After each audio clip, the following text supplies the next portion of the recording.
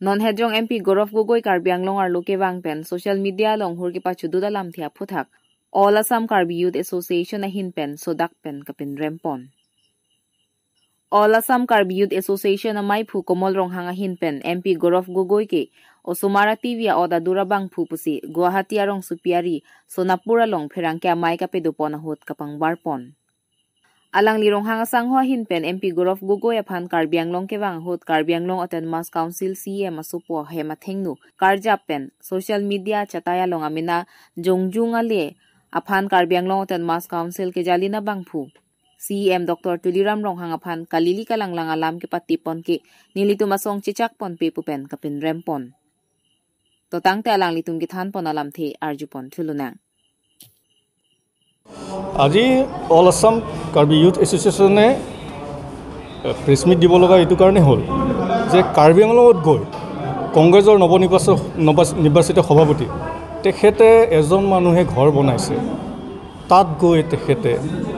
Video' কৰিছে social মিডিয়াত তাক ব্যাপকভাৱে প্ৰচাৰ কৰিছে এইবিলাক কৰিবলৈ তেখেত কোন হয় তেখেতক কোনে ৰাইট দিলে কোনোবাই লিগেলি আয় কৰি এটা ঘৰ বনাইছে আৰু তাত গৈ তেখেতে সৰু ল'ৰাৰ নিচিনা আমি সৰু ল'ৰা বুলি ক'ম তেখেতে এজন ভাল সাংসদ বুলি সকলোৱে মানে অসমৰ বিভিন্ন সময়ত শুনি আহিছোঁ আমি কিন্তু সেইটো আজি প্ৰতিপন্ন নহ'ল তেখেতে যিটো নিজ মনোবৃত্তিৰে সেই কামখিনি কৰিলে মানে তেখেতে সঁচা কথা কৈছোঁ ৰাজনীতিবিদসকলৰ কাৰণে তেওঁ মানে মৰ্যাদা হানি কৰিছে বুলিহে মই ক'ম আমি সেইকাৰণে এইটো বস্তু কণ্ডেম কৰিছোঁ তেখেতক নিন্দা কৰিছোঁ আৰু গৰিহণা দিছোঁ আৰু ভৱিষ্যতে যাতে কাৰ্বি আংলঙত গৈ যি কৰে তেখেতে পলিটিকেলি যি কিবা কৰিব লগা আছে কৰক আমাক ক'ব লগা নাই কিন্তু কাৰ্বি আংলঙত গৈ এই লোকৰ বোলে গেটৰ সন্মুখত গৈ ভিডিঅ' কৰা কিবা কৰা এইটো নোখোৱাই অসমৰ এইটো মানে অসমৰ ৰাজনীতিৰ সমাজখনত মানে এইটো প্ৰথমবাৰ দেখা পাইছোঁ গতিকে গৌৰৱ গগৈ ডাঙৰীয়াক আহ্বান জনাইছোঁ ভৱিষ্যতে যাতে এনেকুৱা কাম নকৰে আমাৰ মাজত এটা খুব মিলাপ্ৰীতি এটা ভাৱ আছে বিভিন্নজনে ভাল আয় কৰি ঘৰ চৰ বনাই আছে আপোনালোকৰ দিনত কি কৰিছিলে আপোনালোকৰ দিনততো বহুতখিনি কথা ওলাইছিলে যে অমুক মন্ত্ৰীয়ে অমুক কৰিলে তমুক মন্ত্ৰীয়ে তমুক কৰিলে সেইবিলাক দেখাওক না সাহস যদি আছে সেইবিলাক দেখাওক তেখেতে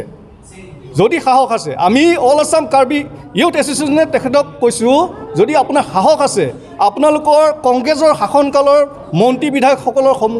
ঘৰৰ সন্মুখত গৈ ভিডিঅ' প্ৰচাৰ কৰক তেতিয়া মানিম তেতিয়া আমি হাত তালি দিম কিন্তু তেখেতে যি কাম কৰিলে সেইটো সমাজৰ কাৰণে কিন্তু ক্ষতিকাৰক নমস্কাৰ সাংবাদিক বন্ধুসকল ইতিমধ্যে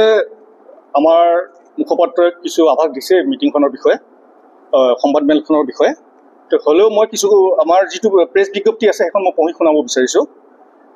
আপোনালোকে জানে যে বিগত 4 আৰু 5 জুলাই তাৰিখে অসম প্ৰদেশ কংগ্ৰেছৰ সভাপতি গৌৰৱ গগৈ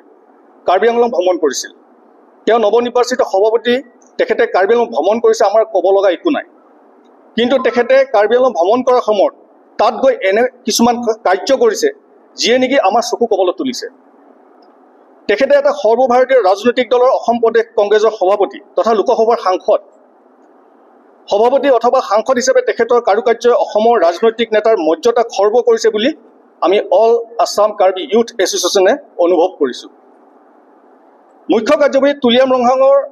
ল'ৰাৰ ঘৰৰ সন্মুখত থিয় হৈ সামাজিক মাধ্যমত মন্তব্য প্ৰকাশ কৰি নিম্ন ৰুচিসম্পন্ন ৰাজনৈতিক মানসিকতাৰ পৰিচয় দিছে গৌৰৱ গগৈ এইবাৰে কাৰ্বি আংলং ভ্ৰমণ কৰা নাই বিগত সময়তো কাৰ্বি আংলংলৈ বুলি দলীয় কাম কাজত ভ্ৰমণ কৰিছে এইবাৰৰ ভ্ৰমণত তেওঁ নিশ্চয়কৈ দেখিছে কাৰ্বি আংলঙৰ ৰাস্তা ঘাটৰ উন্নতি কিন্তু সেয়া তেওঁ দেখা নাপালে বা দেখিও নেদেখাৰ ভাও জুৰিলে সেয়ে ভ্ৰমণকালত তেওঁ কতো উল্লেখ নকৰিলে তেওঁ যদি কাৰ্বি আংলং ইমানেই ভাল পায় তেনেহ'লে তেওঁ ৰাইজৰ ওচৰত গৈ সুধিব লাগিছিলে অৰুণোদয় পাইছেনে নাই বা চৰকাৰৰ আঁচনিসমূহৰ পৰা ৰাইজ উপকৃত হৈছেনে নাই কিন্তু সেয়া তেওঁ কাৰ্বি আংলঙৰ ৰাইজৰ হৈ কৰণীয় বুলি নাভাবিলে তেখেতৰ লক্ষ্য উদ্দেশ্য এটাই নৱনিৰ্মিত ঘৰৰ সন্মুখত গৈ সামাজিক মাধ্যমক উদ্দেশ্যপ্ৰণোদিতভাৱে ব্যৱহাৰ কৰি নিজৰ ৰাজনৈতিক মুনাফা আদায়ৰ ব্যৰ্থ প্ৰচেষ্টা 1952 চনৰ পৰা কাৰ্বি আংলঙত কংগ্ৰেছে কি কৰিলে 1952 চনৰ পৰা কংগ্ৰেছে যি কৰা নাই কাৰ্বি আংলং স্বায়ত্তশাসিত পৰিষদৰ মুখ্য কাৰ্যবাহী ডক্টৰ তুলিয়াম ৰংহাঙে তেখেতৰ 11 বছৰীয়া কাৰ্যকালত সেয়া কৰি দেখুৱাইছে। ৰাইজে তেখেতৰ নেতৃত্বক শলাগিছে। কাৰ্বি আংলঙৰ ৰাইজে মৰমৰ প্ৰতিদান স্বৰূপে নিৰ্বাচনত জয়ী কৰোৱাই পঠিয়াইছে আৰু আগন্তুক 2026 চনৰ নিৰ্বাচনতো বিজেপি প্ৰাৰ্থীক জয়ী কৰাব বুলি আমি ভাবোঁ।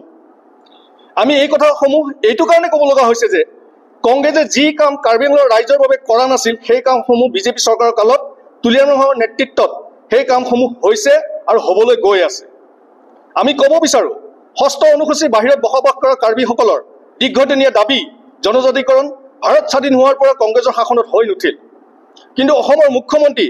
আৰু মুখ্য কাৰ্যবাহীৰ নেতৃত্বত সেয়া এতিয়া অতি সোনকালে জনজাতিকৰণ হৈ উঠিব।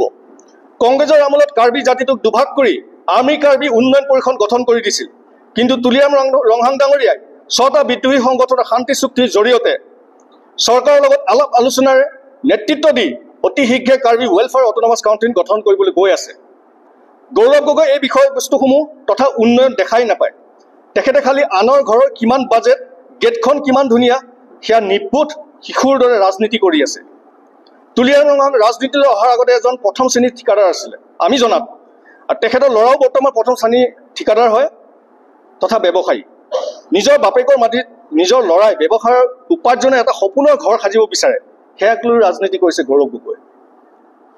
গৌৰৱ গগৈ যদি সাহস আছে কংগ্ৰেছৰ দিনৰ মন্ত্ৰী বিধায়কৰ ঘৰৰ সন্মুখৰ পৰা সামাজিক মাধ্যমত ভিডিঅ' প্ৰচাৰ কৰক। আমি এইটো ডিমাণ্ড কৰিছোঁ, তেখেতে ভিডিঅ' প্ৰচাৰ কৰক সামাজিক মাধ্যমত তেখেতসকলৰ দিনৰ মন্ত্ৰী বিধায়কসকলৰ ঘৰত গৈ। গৌৰৱ গগৈ এই নিম্ন ৰুচি সম্পন্ন ৰাজনীতিক আজি আমি এই সংবাদমেলৰ পৰা ধিক্কাৰ দি গৰিহণা দিছোঁ। আজি আমি অল আছাম কাৰ্বি ইউথ এছ'চিয়েশ্যনে চমুকৈ আকিয়াই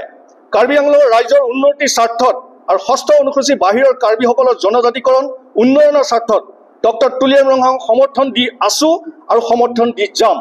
জয় যুৱ শক্তি। আৰু কিছু কথা আমাৰ কাৰ্বি ডেভেলপমেণ্ট কাউন্সিলৰ চেয়াৰমেন ডাঙৰীয়া আজি ইয়াত সংবাদমেলত উপস্থিত আছে, তেখেতে কিছু আভাস দিব।